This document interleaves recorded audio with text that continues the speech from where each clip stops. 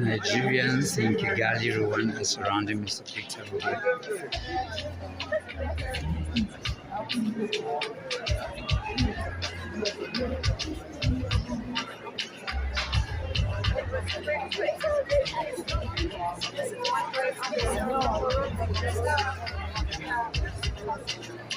Food security and involvement of very good. And today we are very fortunate to have three global youth ambassadors who are going to join us on the stage to have a bit of fire chat. Ladies and gentlemen, again, if your hands are not too busy, I will please welcome Honorable Peter Obi, former governor of Anambra State, Nigeria, and a youth champion. Please come to the stage, Mr. Obi.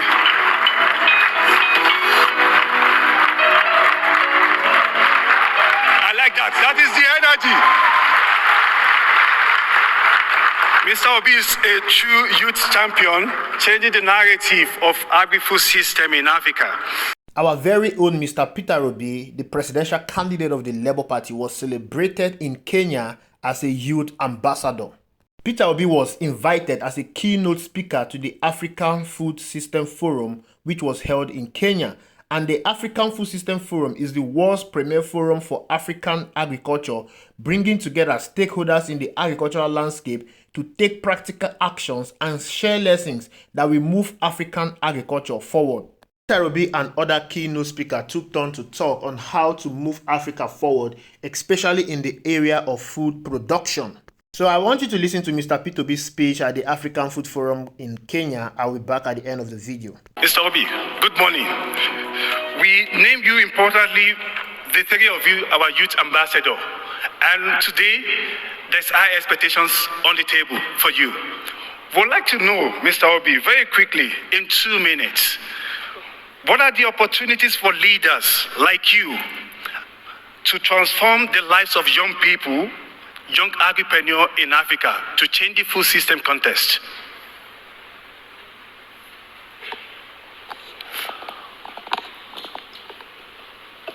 Well, very simple. It's for the leaders to be committed. First, leadership must be demand-driven, to listen to the youth, what they want. If you're talking about agriculture, youth, first you have to look at what is the problem of Africa. The number one problem of Africa is insecurity and food insecurity. And food insecurity, if properly tackled, can drive the overall insecurity, because you're talking about creating jobs in the food system, being able to feed the people, because hunger is one of the things that are driving this.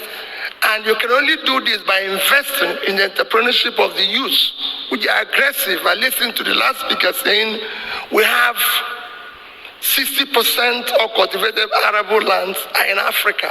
Yep. And we have youth population that are ready to drive this process.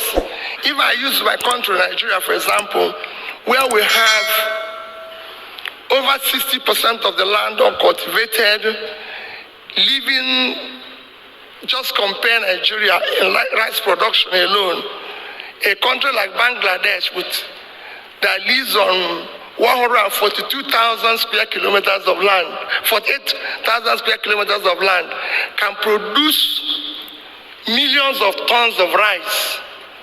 Nigeria, living on 6 times that, 962,000 square kilometers, cannot even produce 10% of what they are producing. You could see the difference.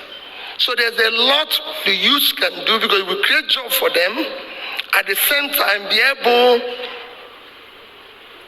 to feed the nation, help in export and everything. There's quite a lot that can do with the youth, but you need to invest in them. Very excellent. Government needs to support them. Very excellent, Mr. Obi. A round of applause for him, please. What I take away is that we need leadership commitment to facilitate youth inclusion. Mr. Obi, if you had to change one thing, one partition, what will you change to change agriculture sector? To invest in the energy, entrepreneurship, and innovative spirit of the young people who can drive this process by encouraging them to know that this is the next Excellent. in the future. Excellent. Ladies and gentlemen, you've heard it all. A round of applause for my panelists as you take your seat. Thank you so much. Whenever you see any discussion revolving around the youth, you will see Mr. Peter Obi there. Whenever you see any discussion revolving about transforming the leadership structure in Africa, making the youth to be more productive in Africa, you will see Mr. Peter Obi there. You can see the passion in this man. You can see how he's putting so much effort to ensure that the narrative is being changed in Africa. These are the kind of persons we need at the helm of leadership in Africa. Not people that have not even taken part in any forum, in any discussion that is geared towards moving or changing the narrative in Africa. All they care about is getting hold of political power for their own selfish means. Peter Obi's life has been geared towards changing the narrative in Africa, especially things that have to do with leadership. What Africa lacks is leadership problem. Africa has everything in abundance. Mineral resources, the human resources, but the problem is utilizing these resources. That's the reason why it seems like Africa is backward. Every part of the world depends on Africa for the supply of their natural resources. They come to Africa, take the natural resources, go back to their home country, and use the resources from Africa to transform their own resources. They manufacture things in their country, they send it back to Africa, and Africa buy things that were supposed to be manufactured in Africa. The reason for all of this is the lacuna in leadership.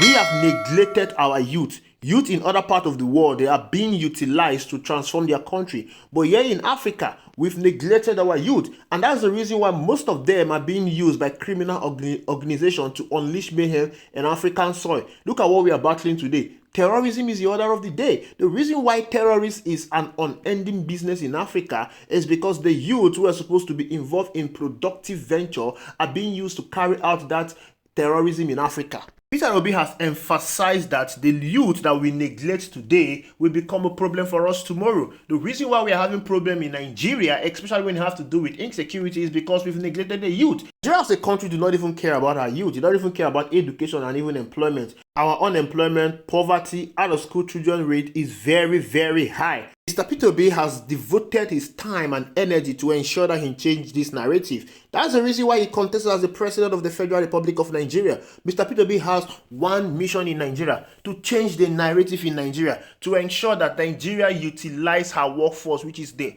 youth that we've neglected over the years. You can see the way he interacts with the youth in Nigeria, and he has already made it known that he wants to take that same energy to Africa.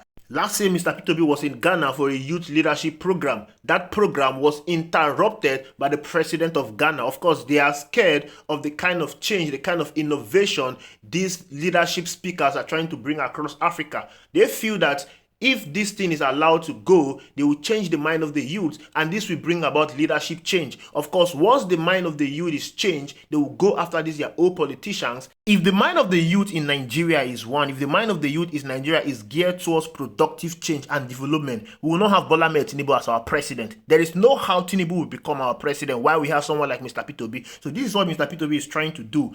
All right, let me leave you with the other ambassadors that spoke alongside Mr. Peter Obi in that forum. Thank you for watching. I'll see you in the next video. You've been there, you understand this contest pretty much. You've been in the youth dome almost all the sections. I would like to ask you, really, as an important stakeholder, how do you involve and inspire other young people in the community to see value and prosperity in this sector? Thank you for noticing that I've been in the Youth Dome every day. So for Heifer International, we've been focusing on providing resources to smallholder farmer families. And we've been working with the families for 50 years in this continent. And what we know is that working with youth is critical because of their facile ability to deal with technology that will accelerate agricultural productivity. And what we did was we created an enabling environment through this program called AYUTE, which is Agriculture, Youth, and Technology, coming together to allow innovators and agripreneurs to test out ideas. And what we've done is provided catalytic funding, which is really important, but also the enabling environment to make sure that they can go from one stage to the next, making sure that they have partners, that they have a support, and then they understand what they're doing. And what has inspired me in the fact that we've been doing it in the 9 countries that we're in, and we just had a regional gathering here actually in Kigali in June, is that these young folks are working with research that is grounded in the work of smallholder farmer families. And I think that piece cannot go unrecognized. And what we want to do is continue to support that. And being part of AFS allows us to make sure that the platform is larger than who we are as an organization. We're here to end hunger, poverty while caring for the earth. It's not going to happen by ourselves. And when we're part of a forum like this that brings together other agripreneurs, tech innovators, there's just a sense of inspiration and a hope of what can come in the future. And they do feel that they're making a commitment to nourishing communities, but also a critical piece is their responsibility and contribution to the economic growth of the agricultural sector. Thank you, Shweta, for really hammering on that AYUTE program as something pioneering innovation. Fred, let me come to you. We know about the youth leadership, for them to take leadership position, but how can youth leadership and innovations help to transform the food system in Africa? Thank you. I think you mentioned the word transformation. So transformation for me is about a step change. It's about a revolution, completely reimagining, reinventing things, right? So when you look at if that's the end goal, then Africa is actually a fantastic place to reimagine agriculture and food systems, because one of the things I believe is that constraints drive innovation. And Africa has a lot of constraints, so you can't do things the traditional way. You have to reimagine, reinvent. So I think for me, it's about 3 things. First, it's about young people recognizing that agriculture is a huge opportunity. $50 to $70 billion is spent every year in Africa importing food that we can grow here. So you can become the next agri-billionaire if you go into the space. And how do we make agriculture as sexy as fintech and health tech and all these things that young people are doing today? The second thing, it's about recognizing that this is not just about farming and breaking your back and digging up, in the farms, but really, you can do a lot of really innovative things in the whole agriculture, food chain, and agribusiness, right? And the third is really about leveraging technology, right? And so with all the advances that are happening in technology, we can leapfrog and do agriculture the way in the future, not the way it was done in the past. So this is about leveraging artificial intelligence and using drones for precision farming and data and AI for insurance and bioinformatics for genetic breeding. How do you use sensors for aquaponics farming and and blockchain for farming and so forth. There's just so many things that we can do, and if we do this, we can really create a whole new business for the continent for young people. Very excellent, Fred. I like the fact that you want us to reimagine the way we picture agriculture. It's not just agriculture, it's agribusiness. One parting shot from you, 30 seconds. One parting shot. What if there's something you have to change in the sector? What will you change? 30 seconds. We need this room to be 80% young people for the next event. You can do that better. I love that. Shrit, I'm going to put it on your table because I know you are very passionate about young people. One party show, what are you going to change? Yeah, so I think if AFS represents a microcosm of the industry, young people should be part of the co-creation and the design. And what I heard in the Youth Dome was that they wanted to be here up front in every single session. So let's do that. Exactly.